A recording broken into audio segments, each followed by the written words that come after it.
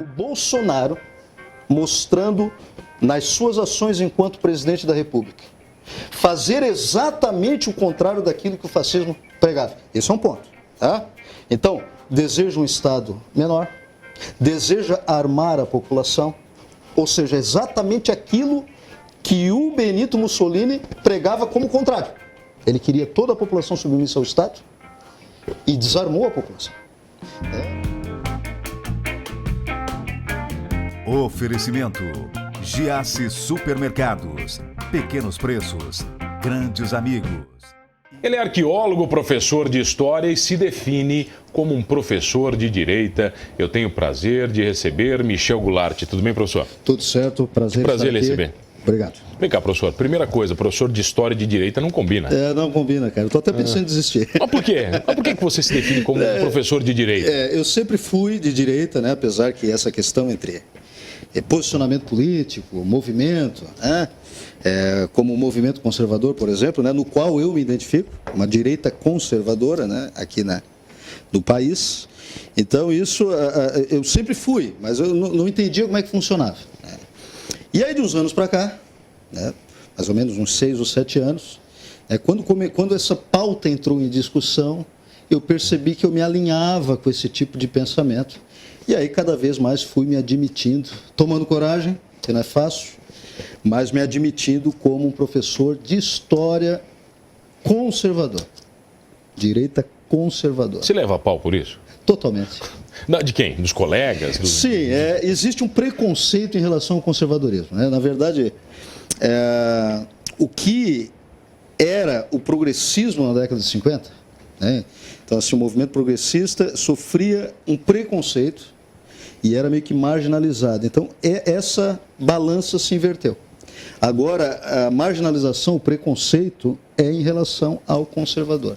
No Brasil, não só no Brasil, mas no mundo inteiro ainda é assim. O próprio Sir Roger Scruton, que é um filósofo do conservadorismo, já começa por Sir, né?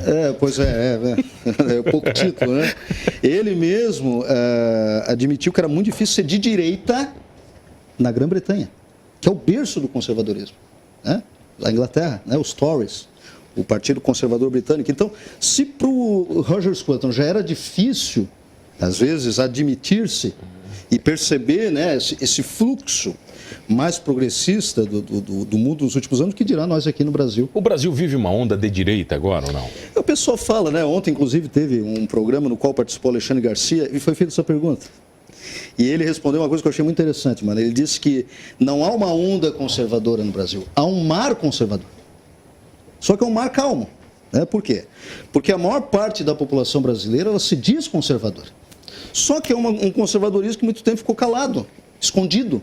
Que isso é um fenômeno, é um resultado, inclusive, né, digamos assim, de um Index Librorum Prohibitorium, né, que foi lá um recurso criado pela Igreja, lá no século XVI, onde se instituíam livros proibidos, né, o Index. Não sei se você já ouviu falar disso. Então, o nome da Rosa, mais ou menos? O filme ou não? Mais ou menos. Mais ou menos aquilo? Não, o nome da Rosa é um pouquinho anterior. Tá. Um pouquinho anterior. Mas, então, dentro das universidades, a partir da década de 1960, começou um processo de marginalização dos autores mais conservadores, os autores mais de direita. Então, eles ficaram escondidos do grande público. Então, a população brasileira, às vezes, ela se conecta ao conservadorismo, né, se reconhece conservadora, mas por algumas ideias mais específicas, como, por exemplo, valorização da família, ser anti-aborto, ser contra a legalização das drogas, mas não num sentido um pouco mais teórico, um pouco mais abrangente.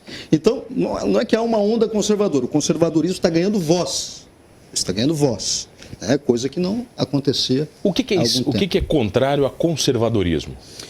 Existe alguma coisa contrária, direta? O contrário, eu acredito, talvez a maneira mais simplificada seria dizer que o contrário do conservadorismo seria os movimentos revolucionários. Né? Por quê? Porque os movimentos revolucionários, eles atuam como uma forma de impor uma modificação rápida, sem levar em consideração algumas das estruturas que estabilizam a sociedade, como, por exemplo, a família, a igreja. Então, geralmente, o revolucionário, aquele que se identifica, que a gente poderia chamar, eventualmente, de progressista, a gente poderia chamar de comunista, socialista, né? Então, alguns desses grupos ideológicos atuando no mundo hoje, ligados a diferentes matrizes aí, eles querem uma mudança mais rápida. O conservador, não. O conservador, ele acredita na necessidade da preservação dessas colunas que nos sustentam e que nos dão identidade. Professor, e onde entra o fascismo? Você falou de progressismo, comunismo e socialismo. Muito bem. Então, o fascismo, ele é um movimento ideológico, né, que surgiu em 1919 na Itália, né, sob os auspícios aí, sob a liderança, né, o líder mais proeminente, mais conhecido, o chamado Duce, Benito Mussolini. Maldito Mussolini, né? Não é bendito, né? Pois é, maledetto, né? Maledetto Mussolini. Pois é, então... O final dele foi bom, né? O final dele foi bem tranquilo. O final dele foi complicado, hein, bicho? O final dele foi complicado, mas enfim. Então ele organizou um grupo chamado Camisas Negras, né, que era uma referência aos camisas vermelhas na época lá de Piemonte Montese, Piemonte Sardenha, perdão, né, na época lá por volta de 1860, na unificação da Itália, tinha os camisas vermelhos, que foram liderados por um cara que a gente conhece, que foi o Giuseppe Garibaldi, né? Então ele pega esta referência, né, e começa lá um movimento dentro da Itália, instituindo então o Partido Fascista, né? Fascio de Libertà, né? De liberdade que eles chamavam lá, que tem aquele símbolo, né, do feixe, né, e do machado, que era um símbolo lá da guarda pretoriana romana. Então o fascismo, ele constitui assim, de um conjunto, de um movimento político, ideológico, uma série de características, né? Dentre essas características, nós temos algo muito assimilado ao fascismo, ao nazismo, que é a existência de um líder carismático. Então, por exemplo, na Alemanha nós temos o Führer, na Itália nós temos o Duce, né? Nós temos o fascismo muito caracterizado pelo papel fundamental do Estado como controlador da vida do cidadão, né? O próprio Mussolini dizia, vou parafrasear, né, nada além do Estado, nada fora do Estado e nada contra o Estado. Então o fascismo caracterizado pelo controle total do Estado, fundamentado, obviamente nesse caso, naquele contexto histórico específico, na existência aí de um líder carismático, que era, na Itália, o maledetto Benito Mussolini. E por que as pessoas atribuem ao Bolsonaro o título de fascista? Então, mano, a questão é o seguinte, cara. Isso aí a gente pode entender se a gente buscar informações num ex-agente soviético, tá, chamado Yuri Bezmenov. É fantástico. Inclusive, eu sugiro que você, se você não conhece, você busque informações, sejam literárias. Existem alguns vídeos traduzidos no YouTube, também é sensacional. O que o Yuri Bezmenov ele fala? Ele fala que a União Soviética ela trouxe algo, né, na história que ficou muito forte, que é a questão da propaganda. A propaganda soviética. Tá? Então, o que acontece com a propaganda? A propaganda, você é publicitário, tá? Se eu estou falando alguma besteira, por favor, me corrija. A propaganda, ela nem sempre tem um compromisso com a verdade, mas ela tem um compromisso de catarse, de você atingir um imaginário, de você conseguir convencer as pessoas. Gerar uma ação. Você quer gerar uma ação? Gerar uma ação. É claro que a gente espera que haja idoneidade da maior parte, né, das pessoas que atuam aí nessa área, né? Então a propaganda, ela de certa maneira, ela substitui uma necessidade de verdade. Então essa propaganda soviética, ela utilizava todo o recurso, né? Até porque, se a gente parar para pensar, os movimentos revolucionários, a partir do século XIX, eles vão considerar que a própria ideia de verdade, que é uma ideia que vem de onde? Platão, Aristóteles, e depois é sedimentado na filosofia medieval com Agostinho e São Tomás de Aquino. Então, de acordo com os revolucionários, a ideia de verdade é uma construção burguesa. E por ser uma construção burguesa, ela não deve ser levada a sério. E ela não é uma ferramenta legítima de atuação. Ela tem que ser superada. Então a propaganda está acima da verdade.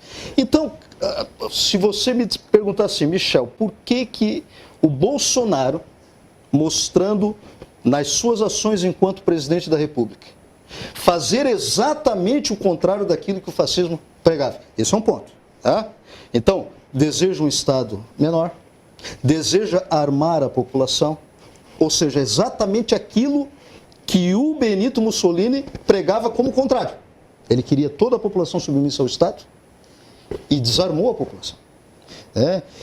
O que eu vou dizer para ti? Eu não vejo isso nada mais do que uma arma de propaganda. Por exemplo, a questão a própria ideia de Antifa é uma propaganda. Ou seja, uma propaganda à esquerda contra o enganosa, governo. Uma propaganda, tá? O professor Olavo de Carvalho, ele costuma dizer que não basta você acabar com os argumentos teóricos de alguém. Porque se a gente parar para pensar, só fazendo uma relação com o que a gente está falando aqui, o Marx foi refutado. O Ludwig von Mises, da escola austríaca, acabou com o Marx. Não tem mais capital. Tudo aquilo, não há economia socialista. O Mises acabou com isso. Mas por que o pensamento marxista ele se manteve? Porque ele faz parte de um movimento. E esse movimento é sustentado por uma propaganda. Se os ditos antifascistas, né, e o Churchill, o primeiro-ministro britânico, ele disse que no futuro os fascistas chamariam aqueles que não são fascistas de fascistas. E é o que está acontecendo? Que é o que está acontecendo. Na verdade, algo bem revelador. Você falou por sinal, a estátua de Churchill foi derrubada em Londres recentemente. Você falou dos movimentos, né, da União Soviética. Me vem à cabeça um desenho, a Masha e Usho. Não sei se você tem filho. Ah, sim, imagina. Tá, Masha e Usho. Folclore russo. Você já avaliou, do ponto de vista ideológico, aquele desenho? A menina, ela sai de casa todos os dias, a família dela não existe, e quem cuida dela é quem? O urso representativo da mãe Rússia? E o urso representa quem? É o símbolo da Rússia, né? Mas talvez seja. É que eu não sei dizer para ti se a Masha e o urso, ele é um folclore que ele surgiu após o início da União Soviética em 1922 ou ele é anterior a isso. Tá? Depende de onde ele for. Eu sei que o urso pardo é um símbolo soviético. Inclusive existe, foi criado até depois da Guerra Fria, em 1998 foi criado um grupo de heróis, tá? Que são os heróis soviéticos, entre aspas, porque a União Soviética não existia mais, mas seria o equivalente russo dos Vingadores. Então o que é o Hulk para os Vingadores é o urso pardo para esse grupo de heróis russos, né? Então assim, a Masha e o Urso é um desenho do folclore russo, mas eu teria que avaliar e analisar aí. Analise, por favor, me traga essa resposta, porque eu fiquei com essa impressão vendo... Minha filha assiste bastante. Então, vendo alguns desenhos, eu fiquei com essa impressão, porque quem cuida da menina o tempo todo é o urso. Verdade. A família dela não existe no desenho. Não existe. Pode haver uma mensagem subliminar ali, né? Vamos falar um pouquinho mais disso na volta, pode ser? Pode. Eu tenho o prazer de receber ele, o professor Michel Goulart, num papo muito bacana, endireitando este programa aqui. A gente já volta. Voltei aqui no Manos Talk Show e você já sabe, comigo, Mano Dal Ponte, 2 entrevistas sempre inéditas, todas as noites, aqui na RTV. Canais 19.1 da sua TV aberta, 527 da NET Criciúma, online no portal rtv.com.br. Perdeu um Manos Talk Show fácil, não se desespere, entra lá no YouTube ou no Spotify, você vai curtir todos completinhos, inclusive este com o professor... E o que mais? Antropólogo? Arqueólogo. Antropólogo. Que não exerceu função. Nunca exerceu Nunca função. Não. Foste cavar nada? Nunca fui cavar. Não existe? Não. Dizem que a minha carreira já começou em ruínas. Pô, mais complicado. Mas você criou um site para falar de história, professor Michel.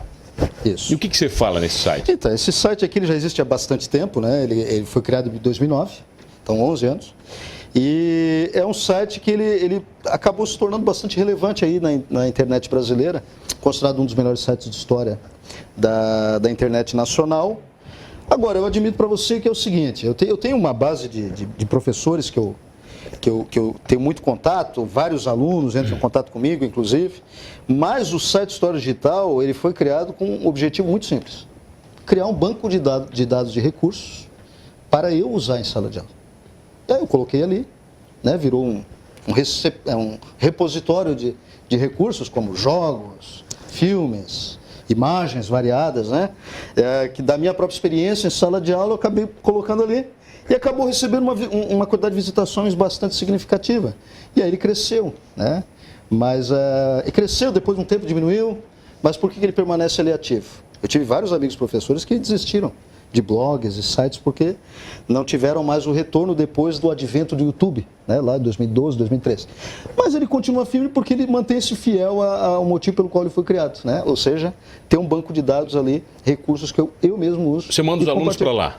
Você manda os alunos para lá de vez em quando? Às vezes sim, às vezes eu mesmo abro o site em sala de aula e uso alguns dos recursos, né, slides, jogos que eu crio jogos interativos, às vezes no PowerPoint, uso ali com eles e a gente vai trabalhando ali, tentando diversificar dentro das possibilidades que nós temos. Você fala muitas verdades e elas são inconvenientes para algumas pessoas. Às vezes sim. Alguns pais, professores, direção de colégio te perseguem por isso? Já fui perseguido, eu já trabalhei numa escola que eu sofri uma perseguição bastante significativa, inclusive o ano passado. Eu sofri muito nessa escola, prefiro não dizer... Mas era uma escola conservadora ou não? Eu pensei que fosse. Eu me iludi. Na verdade, deveria ser. Pela essência. Pela essência, pela criação e pela fundação, mas não é. Acabou se enveredando para um outro caminho mais à esquerda, digamos assim, né? Então, assim, o que acontece? Eu sempre procurei ser muito honesto em sala de aula, né? Então, o que eu faço? Eu abordo os assuntos procurando trabalhar eles em dois vieses. Então, por exemplo, eu estou falando agora, na atual escola onde eu trabalho, estou falando de Revolução Francesa.